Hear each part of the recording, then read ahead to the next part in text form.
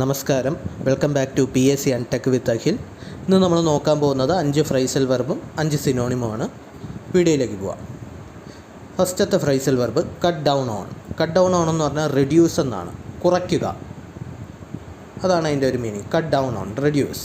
അടുത്ത ഫിൽ ഔട്ട്. ഫിൽ ഔട്ട് എന്ന് പറഞ്ഞാൽ എന്താണ്? ഒരു ഫോം കംപ്ലീറ്റ് ആയിട്ട് എഴുതി പൂരിപ്പിക്കുക, അതാണ് fill out. Complete a form എന്നാണ്. അടുത്ത ഗെറ്റ് ബാക്ക്. ഗെറ്റ് ബാക്ക് എന്ന് പറഞ്ഞാൽ റിട്ടേൺ എന്നാണ്, തിരികെ വരിക, തിരിച്ചു വരിക എന്നൊക്കെയാണ് അതിൻ്റെ ഒരു മീനിങ്.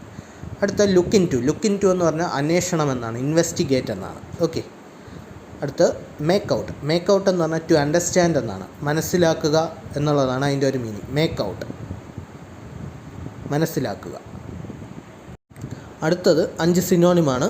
First word ലൊക്കോഷ്യസ്. ലൊക്കോഷ്യസ് എന്ന് പറഞ്ഞു കഴിഞ്ഞാൽ ടോക്കേറ്റീവ് എന്നാണ്, സംസാരപ്രിയൻ, അധികമായിട്ട് സംസാരിക്കുന്ന ആൾ എന്നൊക്കെയാണ് അതിൻ്റെ ഒരു meaning. Tending to talk a lot എന്നാണ് അതിൻ്റെ ഒരു meaning. Okay, loquacious means talkative.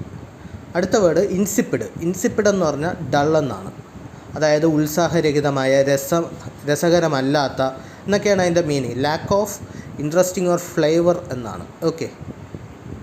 Next word ebullient എന്നാണ്. ഇബുലിയൻ്റ് എന്ന് പറഞ്ഞാൽ എന്തോസിയാസ്റ്റിക് എന്നാണ്, അതായത് ഉത്സാഹമുള്ള ആളിനെ. Overflowing with excitement or energy എന്നാണ്, ഉത്സാഹം നിറഞ്ഞ ആളിനെയാണ് ഇബുലിയൻ്റ് എന്ന് പറയുന്നത്. അടുത്ത വേർഡ് ഇൻഡിഫാറ്റിഗബിൾ, അതായത് ടയർലെസ് എന്നാണ്, അതായത് തളരാത്ത എന്നാണ് അതിൻ്റെ ഒരു മീനിങ് എന്ന് പറയുന്നത്. Never giving up or getting tired എന്നാണ്, തളരാത്ത, ശക്തിയൊന്നും ക്ഷയിക്കാത്ത എന്നൊക്കെയാണ് അതിൻ്റെ ഒരു മീനിങ് എന്ന് പറയുന്നത്. Indefatigable, tireless.